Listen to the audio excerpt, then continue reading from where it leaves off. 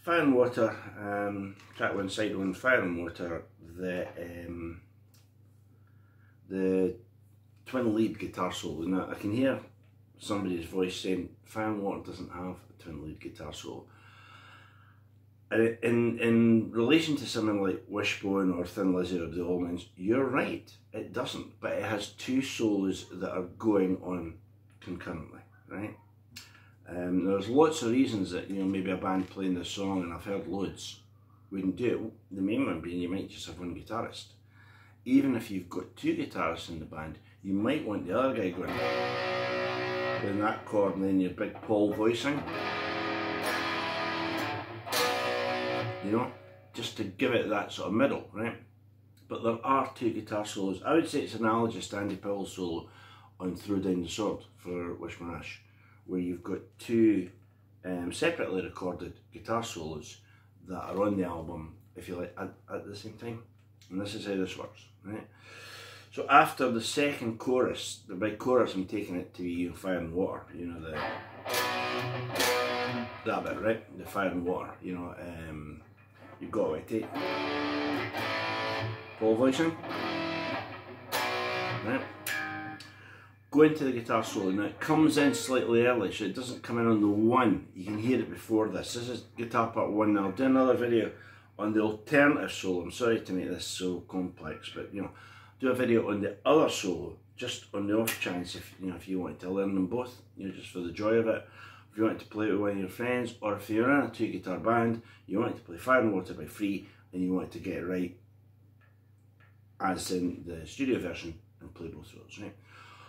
So, just before what we would normally go like 1, 2, 3, 4, off you go, there is an A to a B.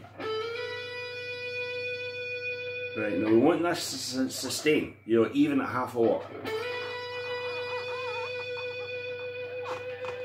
Right, about as long as that. Now if you play it on the G string like I did,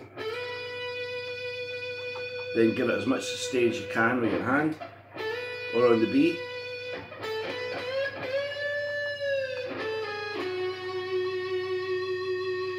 We're into it, right?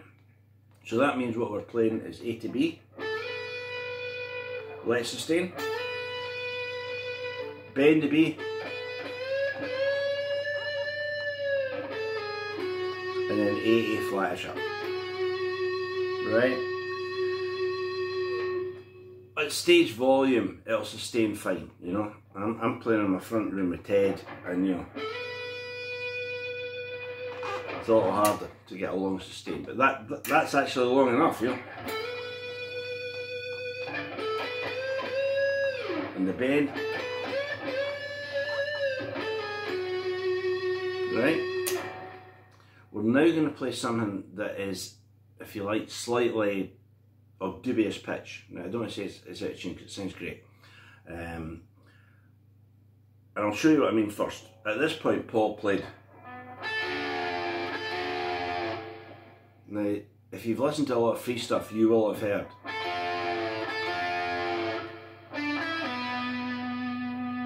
Right?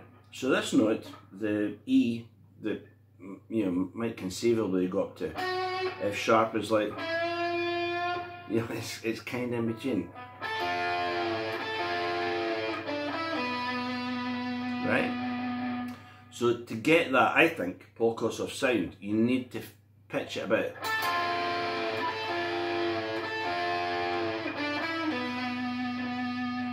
Right? We then need to fret an F sharp, and then, right, and play that line. So if you want to play it there, you fret the F sharp, bend the D,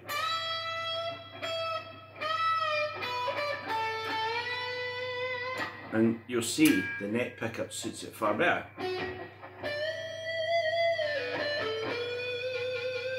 And you put that shake in it, Okay.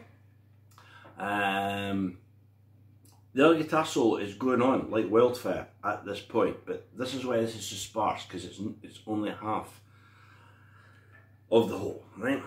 We then get a again, it's like,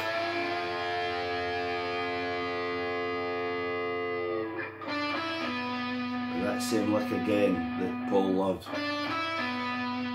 Right? There's then a sort of microtonal bend.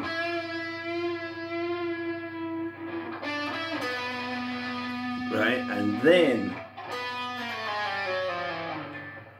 like that run down the string. Right? So far we've got a sustaining B,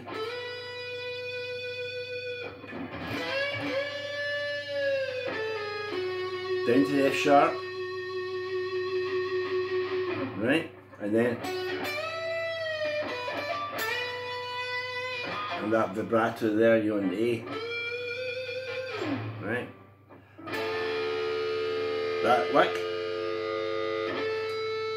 slightly below the pitch of it.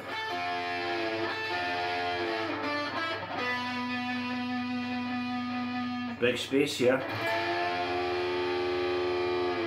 and then I run down there, right?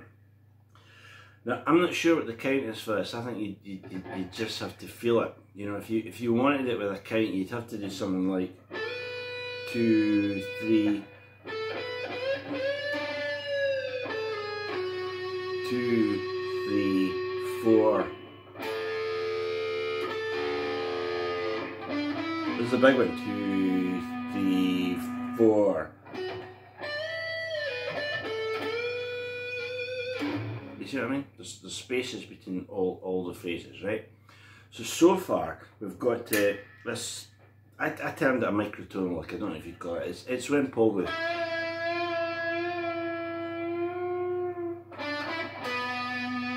The B note. And you can hear him take it all the way down. If you listen to this on headphones, by the way, it's absolutely fantastic. Right? Come to the climax now.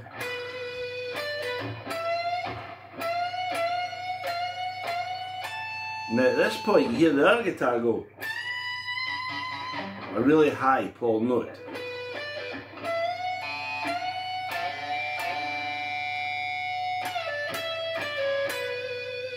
Right? So you'd imagine that you can hear the other part go. Right? It's not harmony, it's not like, you know, over the F sharp or D, it's over the F sharp, it's a high A, high B rather, you know, on the other guitar, sorry about that. So,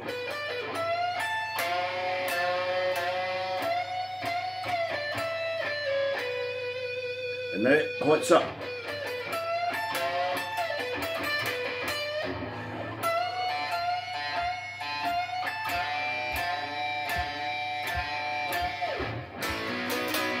And then we're back into that, right?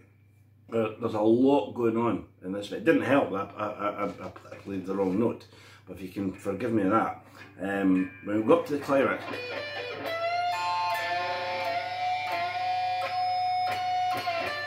here's the other guitar part, right? And then we've got that bit. So the two notes that, if you like, fight together,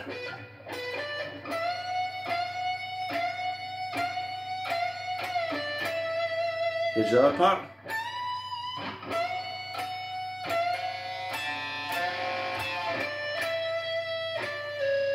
There's that lick again. This time we'll wind down on the B.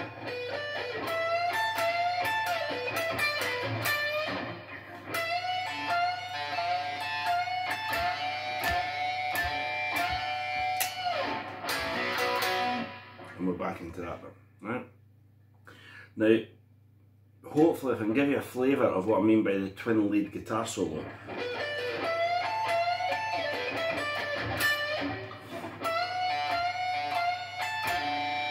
When the first part is going, the other part's going.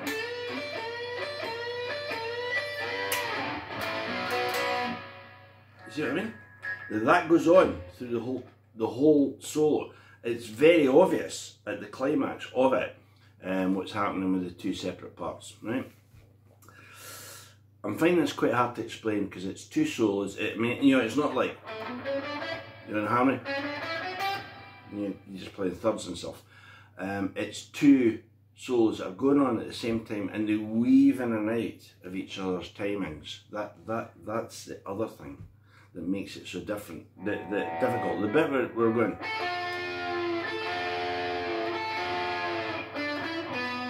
When that's going on, the other guitar part is going. Very sparse, but it's there. But the clearest point is this.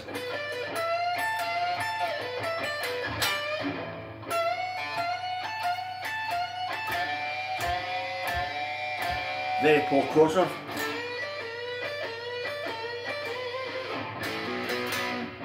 We're going to that bit, right? So that's it. In terms of remembering it and remembering the sequence, and bear in mind, if you're playing it with someone, you're going to have to play exactly the same sequence. Now that may mean that some people think, do you know what?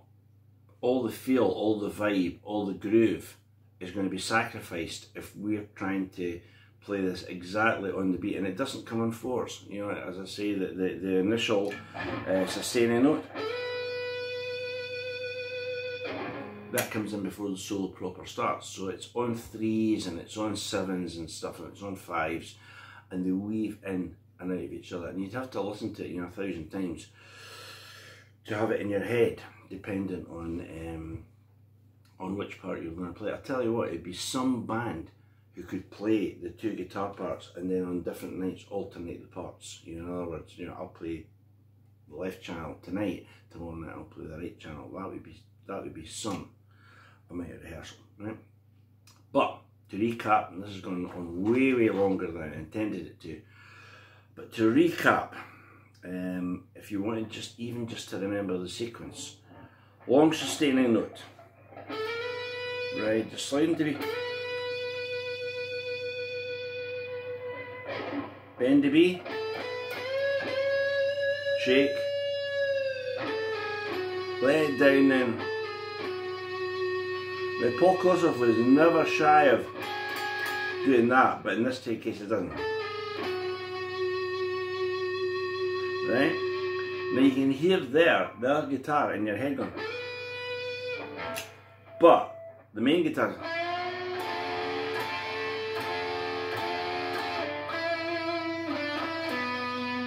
it's that face. Right? Next line is the F sharp.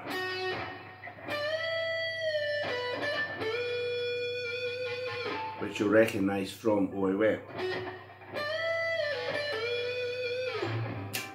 Okay, then you hear the other guitar. Right, then we get a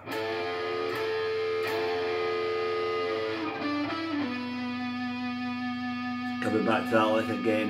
Then it's very strange microtonal.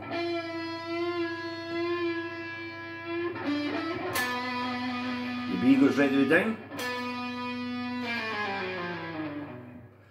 and right up here.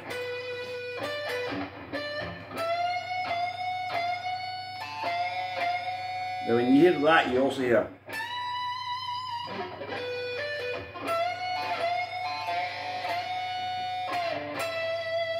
and then the most of it is notes.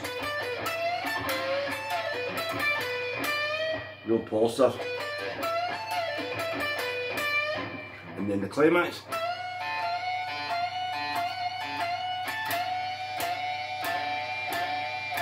While the other guitar's going.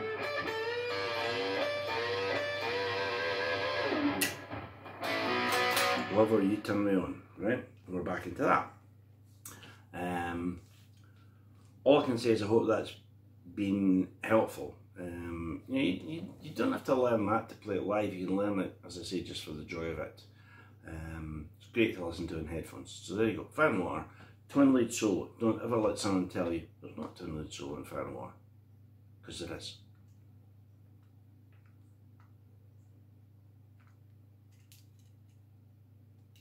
Only with the technology,